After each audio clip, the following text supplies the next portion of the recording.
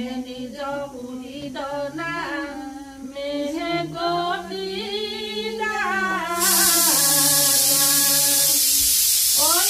তেহে নামতে মন পুণ্য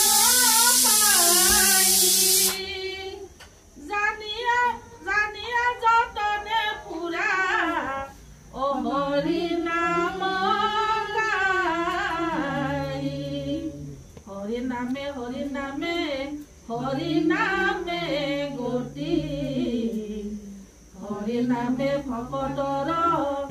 অকে বলে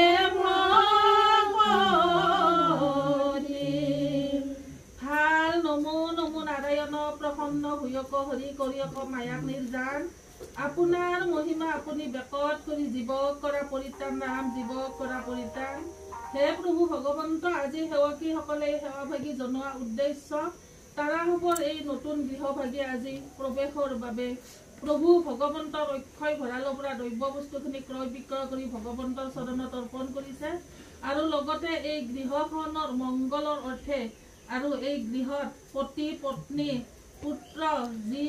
আটাইকেইটা প্ৰাণীৰে মংগলৰ অৰ্থে প্ৰভু ভগৱন্তৰ বৈকুণ্ঠৰ পৰম মংগল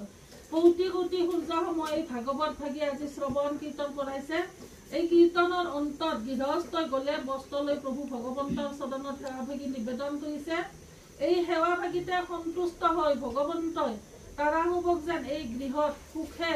আনন্দৰে গৃহবাস কৰিব পাৰে তাৰ কাৰণে আটাইকেইটা প্ৰাণীকে নিৰাপদে নিৰ্বিঘ্নে ৰক্ষা কৰি এই গৃহখন সকলো সময়তে মংগলময় কৰি ৰাখি দুইটা পুত্ৰ যিকে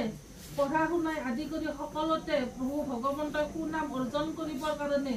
তাৰাসৱক যেন সকলো সময়তে কৃপা দৃষ্টি কৰিব লাগে আৰু ইয়াতে পতি পত্নীও যি কৰ্মতে লাগি আছে ভকতি মাৰ্গত ৰাখি উন্নতিৰ পথলৈকে আগুৱাই নি সেই উন্নতিৰ দ্বাৰাই ভগৱন্তৰ চৰণত এনেকে সেৱা ভাগি জনাবৰ কাৰণে দেহত শক্তি দি ভক্তিৰ পাত্ৰ কৰিব লাগে এইখিনিয়ে ভগৱন্তৰ চৰণত প্ৰাৰ্থনা যে দুনাই দুনাই কৰো নমস্কাৰ কৰি আছা প্ৰভু সেৱকী উদ্ধাৰ তুমি দিয়া ভকতি মুকুতি মাগু হৈ হিয়া যুগতি কলিত ৰাম নামে হা ৰাম নামে কৰি আছে জগত উদ্ধাৰ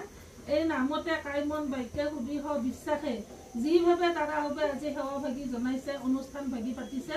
অনুষ্ঠানৰ সম্পূৰ্ণ সুফলৱতী কৰিব লাগে এইখিনিয়ে ভগৱন্তৰ চৰণত প্ৰাৰ্থনা